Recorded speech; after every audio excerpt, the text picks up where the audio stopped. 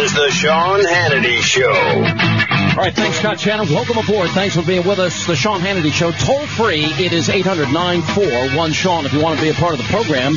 And the Let Not Your Heart Be Troubled Twitter Army Brigade, 24/7, 365, is at Sean Hannity. All right, so we keep hearing a lot about the fiscal cliff. We keep hearing about individual senators saying that the pledge that they made to Grover Norquist group is, well, that just really doesn't matter. I made that years ago, and it's created quite a fierce debate within the Republican Party. As I've been saying now for days, where are the prominent conservatives in Congress? Because I don't see that any of them got elected running on raising taxes or rubber stamping Obama's agenda. But now they're basically giving signals that they're willing to cave, increase revenues or increase rates, and not adhere to past promises that they made. And joining us now, Grover Norquist is the president of Americans for Tax Reform.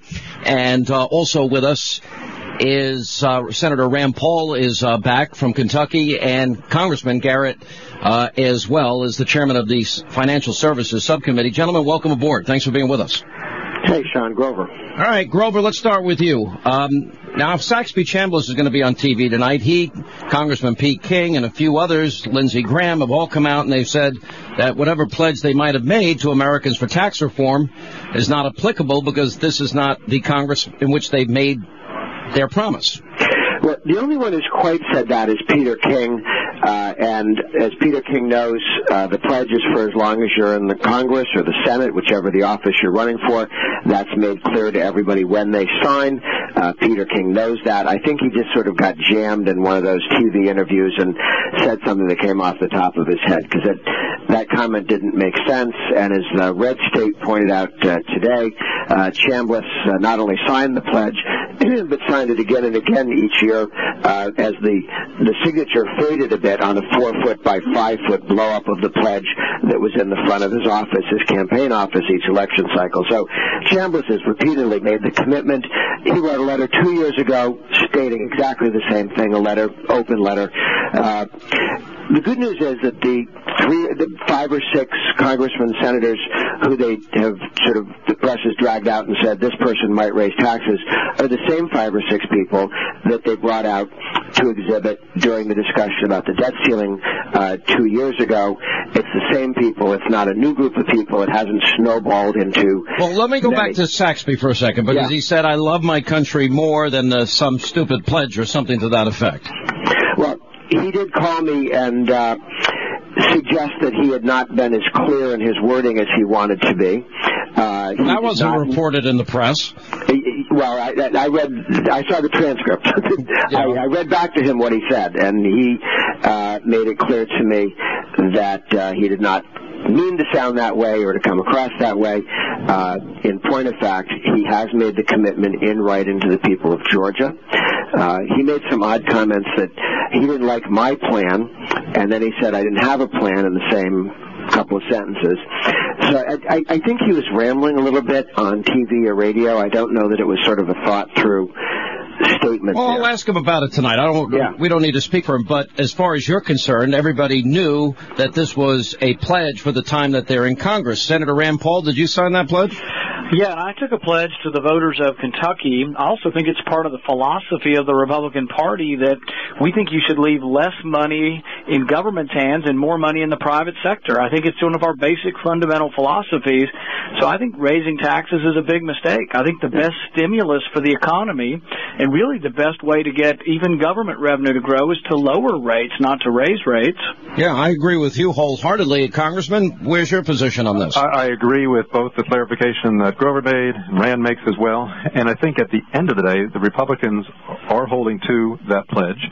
But more importantly, the Republicans understand, as the American public does, that Washington does not have a revenue problem. It is not that we're not taking in enough revenue, not that our taxes are too low.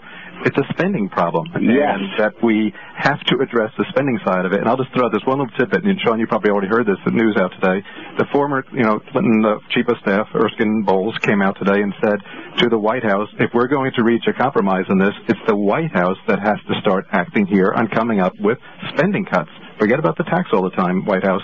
Where are your spending cuts specifically on entitlements? Oh, I give him a lot of credit for saying it, but the one thing that government has resisted for many, many years is it has now grown out of control and now brought us to the brink of $16 trillion in debt. They have resisted any temptation to ever cut back on spending because that's where their power comes from. Well, that's where their power comes from, and that $16 trillion is obviously just a drop in the bucket. There's a great Wall Street Journal article by Chris Cox and Archer that says that the real number, of course, that's not necessarily on the budget, not on paper all the time, but is the unfunded entitlements upwards to $80 to $90 trillion, and that's really what we're looking at. It's a spending problem, Sean, and you know that. What about the signaling, Grover, of John Boehner and others to increase revenues but not rates?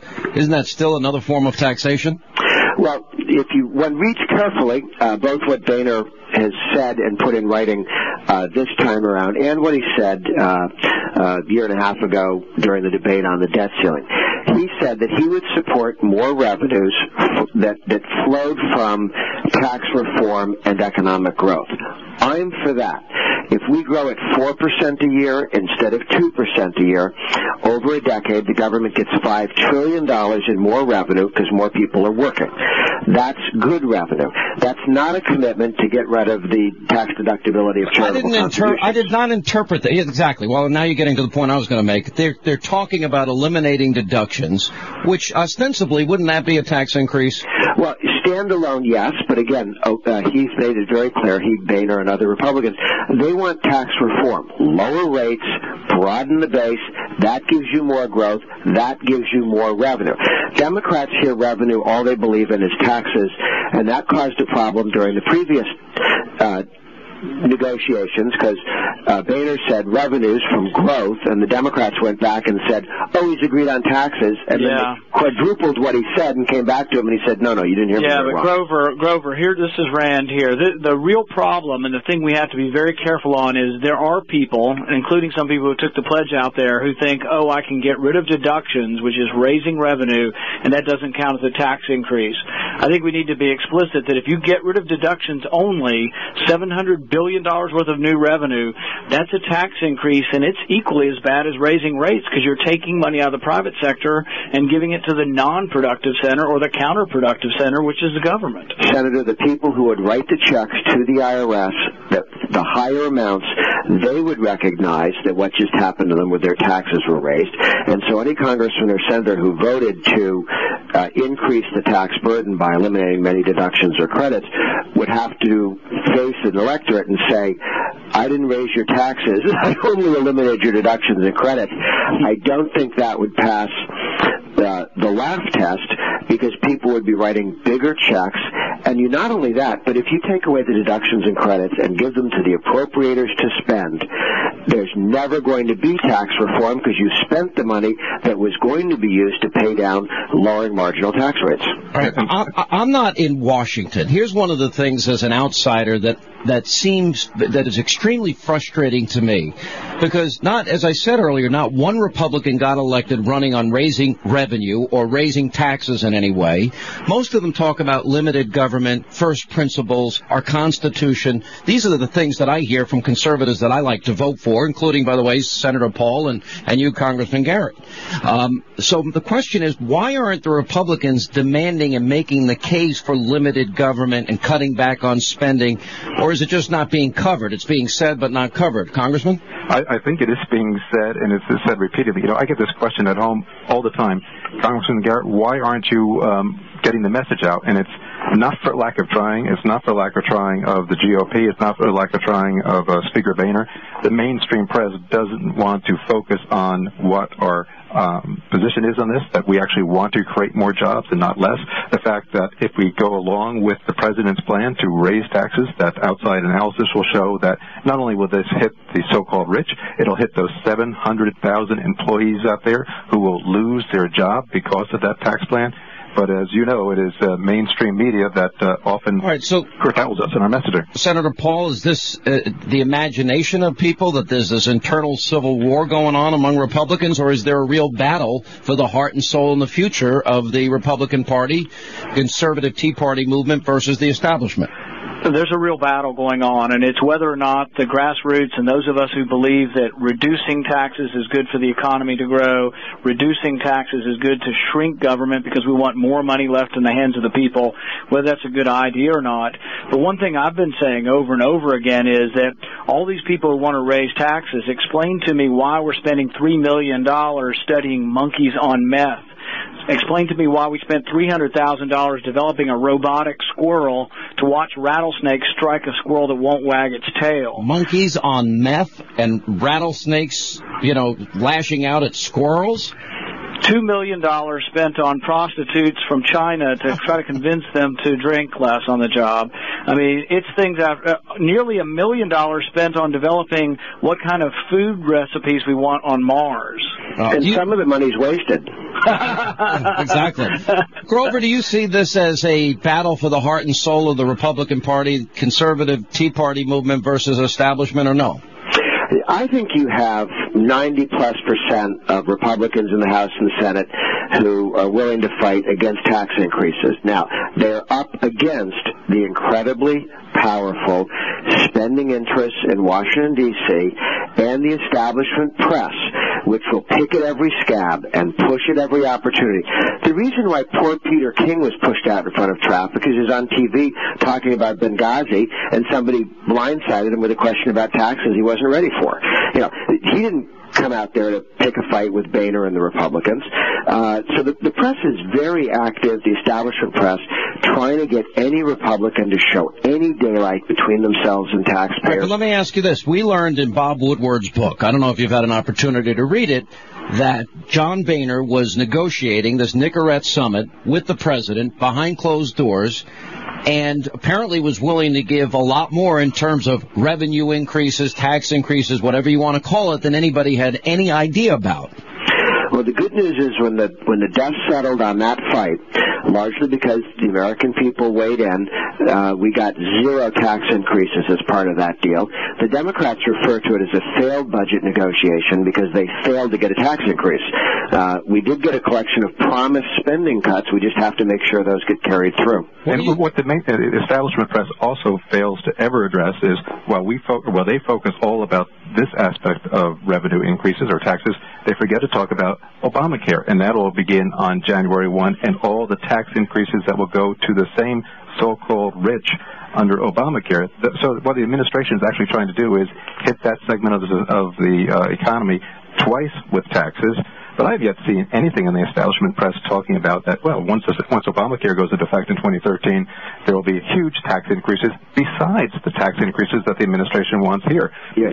The press never mentions the 5 significant tax hikes that Obamacare starts with on January 1st. The medical device tax, $20 billion. The special needs kids tax, which is a $13 billion tax on flexible savings accounts, largely, often used for special needs kids.